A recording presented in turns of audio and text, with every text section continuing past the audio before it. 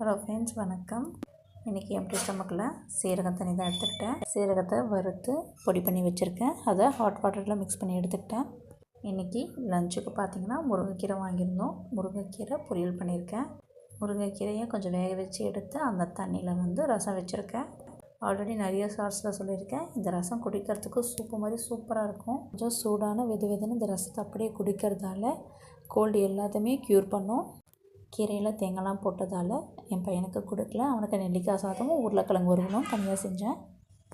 உருளைக்கிழங்கை நீள்வாக்கில் கட் பண்ணி எண்ணெயில் நல்லா ஃப்ரை பண்ணிவிட்டு உப்பு, பெப்பர் தூள், கொஞ்சமாக மிளகாத்தூள், பூண்டு தட்டி போட்டிருக்கேன். ஒரு நெல்லிக்காய் எடுத்து நல்லா சீவி வச்சுருக்கேன். நெல்லிக்காய் சாதம் செய்கிறதுக்கு முருங்கைக்கீரை பொரியல் ரெடி ஆகிடுச்சு. உருளைக்கிழங்கு வறுவலும் சூப்பராக ரெடி ஆகிடுச்சு. சாதம் வடித்து வச்சுருக்கேன். சூப்பரான ரசமும் ரெடி ஆகிடுச்சு. சைட் பைட் பார்த்திங்கன்னா கொஞ்சம் வெசல்ஸ் இருந்தது, அதை வாஷ் பண்ணி வச்சுட்டேன்.